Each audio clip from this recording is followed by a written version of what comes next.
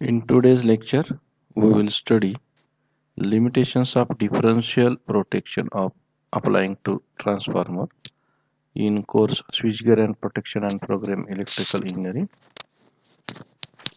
CO is alternator and transformer protection. Basically, the limitations of differential protection system to transformer comes under 4 to 5 category.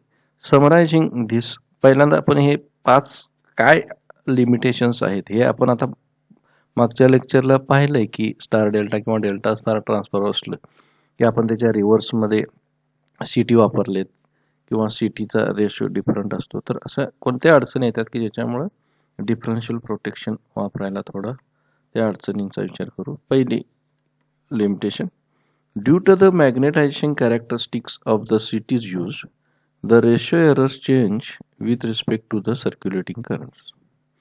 आता CT चं magnetising characteristic जिला B equal to mu H किंवा mu जो slope आहे magnetising कर्वचा, तर तो थोडासा इकडे तिकडे बदलला तर त्याच्यामुळे आपल्याला थोडीशी एरर मिळू शकते. Second limitation, the pilot wires used may vary in length due to which the unbalance in the secondary circuit parameter is created that results in improper scheme. आपण ट्रान्सफॉर्मरच्या प्रायमरी पासून आणि सेकंडरी पासून जे कनेक्टिंग लीड्स ज्या power ट्रान्सफॉर्मरच्या मोठ्या असणार आहेत त्या एकदा तिकडून आणल्या आणि एकदा इकडून आणल्या तर त्याच्यात लेंथ व्हॅरी होऊ शकते आणि त्याच्या टॅप म्हणजे मिडल पॉईंटला आपण ऑपरेटिंग कॉईल रिले वापरतोय, त्यामुळे थोडे एरर येऊ शकते. Third limitation, during heavy short circuit condition the high currents create saturation of flux in core of cities that lead to abnormal relaying or unexpected behavior of the relaying circuit. Generally ट्रान्सफॉर्मरचं protection short circuit होण्यापासून आपण हे protection वापरतो, differential protection. मात्र एका particular लिमिटपेक्षा जास्त current सीटीचा primary मधून गेला, म्हणजेच एखाद्या ट्रान्सफॉर्मरच्या प्रायमरी किंवा सेकंडरी मधून गेला तर त्याच्या सीटी मधून गेला करस्पॉन्डिंग, तर त्या सीटीचा कोअरच सॅच्युरेट झाला. कोअर सॅच्युरेट झाला की त्याच्या पुढे काही आपल्याला म्हणजे सीटी कडून आपल्याला प्रायमरी टू सेकंडरी ट्रान्सफॉर्मेशन भेटणारच नाही आणि त्यामुळे तिथं ते ट्रिप होऊन जाईल. जरी आपण ट्रिप म्हणजे व्हॅल्यू काय चेक जरी नाही केली किंवा किती काळासाठी आहे हे माहीत नाही आहे, ते तात्पुरतं सर्ज आली असेल बाहेरून तर तेही कळणार नाही, त्यामुळे हे थोडंसं अनएक्सपेक्टेड बिहेवियर होईल. Next, tap changing may lead to change in setting and improper operation.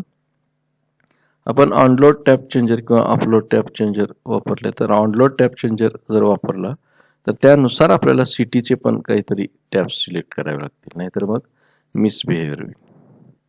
And last limitation is inrush of magnetizing current may lead to inadvertent operation and hence the settings are done for higher values of fault current due to which accuracy of sensing and operation is decreased. आता inrush of magnetizing current म्हणजे अगदी सुरुवातीला inductance primary वाइंडिंगच्या तिन्ही winding मध्ये 0 induced EMF असणार आहे आणि त्यावेळी आपण लाईन चार्ज करणार आहे स्टार्टिंगला आणि त्यावेळी एकदम वेगाचा म्हणजे जसा इंडक्शन मोटरमध्ये इंडरश करंट मॅग्नेटायझिंग करंट येतो तसाच इंडरश करंट जो वेगानं 7पट 8पट येणार आहे, त्यावेळी एक थोडासा म्हणजे काही काळापुरता असणार आहे इंडरश करंट, मात्र त्यावेळी सुद्धा इनॲडव्हर्टंट ऑपरेशन होऊ शकतं. तर ह्या एवढ्या सगळ्यांची काळजी घेऊन आपल्याला प्रोटेक्शन स्कीम डिझाईन करायला पाहिजे. तर आपण एक एक मुद्दा बघूया. Applying circulating current system to transformer. पहिला मुद्दा, in a power transformer currents in the primary and secondary are to be compared. As these two currents are usually different, therefore the use of identical transformer म्हणजेच same turns ratio will give differential current and operate the relay even under no load conditions. म्हणजे आपल्याला primary आणि सेकंडरीचं comparison differential मध्ये करतोय, मात्र naturally ट्रान्सफॉर्मरचा primary आणि secondary हा डिफरंटच असतोय, त्यामुळं अंडर नो लोड कंडिशनला पण ते रिले ऑपरेट होईल. मग आता हे कॉम्पन्सेट करायला काय करायचं, the difference in the magnitude of currents in the primary and secondary of power transformer is compensated by different turns ratio of CTs. म्हणजे काय की if T is the turns ratio of power transformer, then turn ratio of CTs on the LV side is made T times that of CTs on the HV side. तर turns ratio of CTs on the LV side is made T times, capital T times, म्हणजे जो ratio आहे ट्रान्सफॉर्मरचा, that of CTs on the HV side. तर म्हणजे HV साईडला current कमी असणार आहे, त्याच्या टी पट आपण LV साईडला करंट म्हणजे HV साईडचा वाढवला, म्हणजे आपल्याला दोन्ही साईडचा इक्वल केला. Fulfilled this condition, the secondaries of the two CTs will carry identical currents under normal load conditions. Consequently, no differential current will flow through the relay and it remains inoperative. There is usually a phase difference between the primary and secondary currents of a three-phase power transformer. Star delta किंवा delta star मध्ये म्हणजे line value आणि phase value मध्ये 30 degrees phase difference हा येतोच. Even if CTs of the proper turns ratio are used, a differential current may flow through the relay under normal conditions and cause relay operation. म्हणजे star delta किंवा delta star transformer मध्ये नुसत्या phase डिफरन्समुळे relay operate होऊ शकते. आता याला correct करायला काय करायचं, the correction for phase difference is effected by appropriate connection of CTs. म्हणजे आपण कनेक्शन ऑफ CTs असे करायचे की जेणेकरून हा फेज डिफरन्स नलिफाय होऊन जाईल. The CTs on one side of the power transformer are connected in such a way that the resultant currents fed into the pilot wires are displaced in phase from the individual phase currents in the same direction as by an angle equal to the phase shift between the power transformer's primary and secondary currents. The table below shows the type of connections to be employed for CTs in order to compensate for the phase difference in the primary and secondary currents of power transformer. तर जो power ट्रान्सफॉर्मरचा phase difference असणार आहे तो नलिफाय करण्यासाठी आपण current ट्रान्सफॉर्मरचे connection reverse केले. म्हणजे आता पहिलं कनेक्शन काय म्हणतंय की प्रायमरी स्टार विथ न्यूट्रल अर्थ आणि डेल्टा आहे. तर करंट ट्रान्सफॉर्मरचं कनेक्शन प्रायमरीला स्टार आहे तिकडे डेल्टा केलं आणि पॉवर ट्रान्सफॉर्मरची सेकंडरी डेल्टा आहे तिकडं याची स्टार सेकंडरी केली CTची. तर पॉवर ट्रान्सफॉर्मरचे दुसरं टाईप डेल्टा डेल्टा होता, तर आपण दोन्ही ठिकाणी स्टार स्टार केलं CTचं कनेक्शन. नंतर स्टार स्टार होतं तर डेल्टा डेल्टा केलं, आणि जर डेल्टा स्टार असेल तर स्टार डेल्टा. अशा ह्या चार म्हणजे जिकडं जे पॉवर ट्रान्सफॉर्मरचं कनेक्शन आहे त्याच्या अपोजिट CTचं कनेक्शन केलं की आपल्याला फेज डिफरन्स नलिफाय मिळणार आणि दोन्हीकडे इक्वल करंट आपल्याला मिळू शकतो आणि नॉर्मल कंडिशन मध्ये रिले ट्रिप होणार नाही.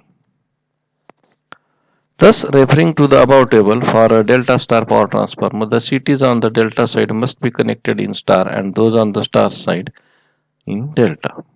The third point, most transformers have means for tap changing, which makes this problem even more difficult. Tap changing will cause differential current to flow through the relay even under normal operating conditions. This difficulty is overcome by adjusting the turns ratio of CTs on the side of power transformer provided with taps. तर आता tap चेंजिंगला उत्तर हे tap चेंजिंगच असेल. Last limitation. Another complicating factor in transformer protection is the magnetizing in rush current. Under normal load conditions, the magnetizing current is very small. However, when a transformer is energized, after it has been taken out of service, the magnetizing or inrush current can be extremely high for a short period. Since magnetizing current represents a current going into the transformer without a corresponding current leaving it, appears as a fault current to differential relay and may cause relay operation. Differential रिलेला असं वाटणार आहे की ह्या दोन CT मधला difference आहे, कारण सेकंडरीला तर नो लोडला करंट नसतोच, प्रायमरीला हा येणार आहे आणि त्यामुळे रिले ऑपरेट होणार.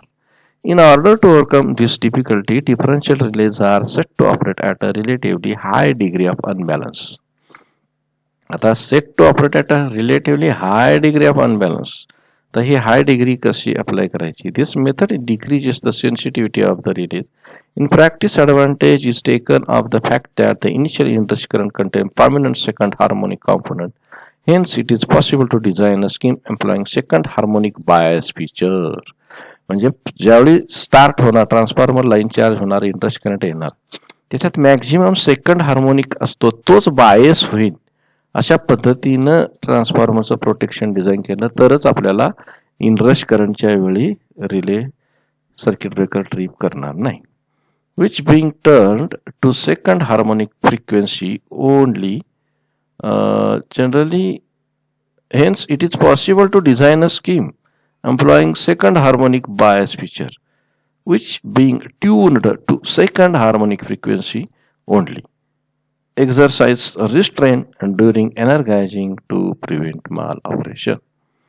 While applying circulating current principle for protection of transformer, these all above precautions are necessary in order to avoid inadvertent or misoperation of the relay. Thank you.